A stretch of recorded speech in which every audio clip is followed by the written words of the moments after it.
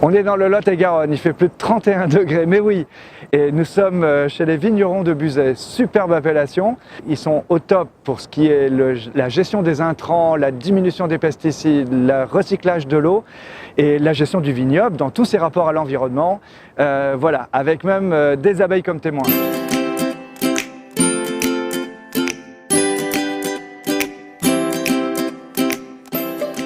Nous sommes 188 vignerons, une centaine de salariés. Nous avons une totale autonomie d'action puisque nous représentons 94% de la production de cette appellation.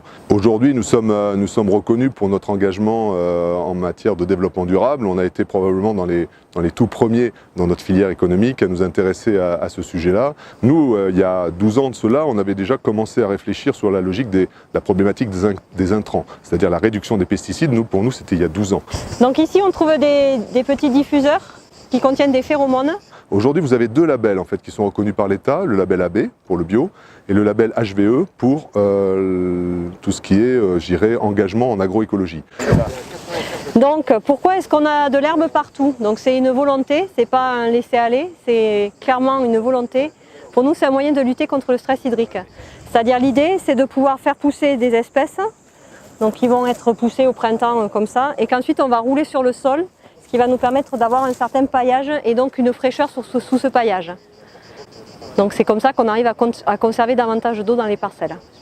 Mais aujourd'hui, on a pratiquement résolu, nous, à notre échelle, la problématique des intrants.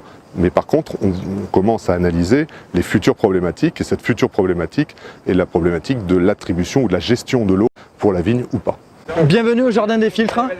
Vous êtes là sur une station d'épuration qui est basée sur le biomimétisme, sur les principes de reproduction de ce que fait directement la nature en fait. Toute l'épuration de nos eaux usées, c'est-à-dire les eaux de rinçage, de lavage des cuves et de rinçage des bouteilles, tout ça, ça va être fait par l'intermédiaire de plantes locales. D'accord. Voilà. Donc l'installation qui est ici. L'installation a été pensée pédagogique.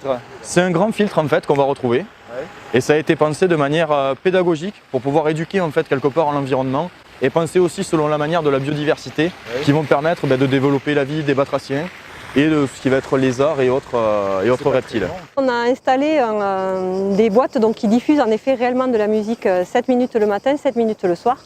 Donc c'est un principe en fait de physique quantique et en fait chaque séquence d'ondes et chaque vibration correspond à une certaine molécule.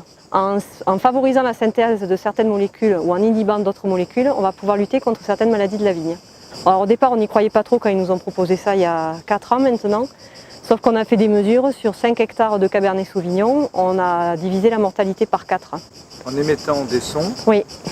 Sans utiliser aucun produit chimique et juste en émettant des sons, on a réussi en fait à voir que la première année on avait 4 fois moins de maladies, pareil la deuxième année parce qu'on s'est dit au départ c'est peut-être juste le millésime, et sauf que ça fait 3 ans qu'on a les mêmes résultats et donc aujourd'hui on a à peu près 21 boîtes qui sont installées sur la totalité du vignoble.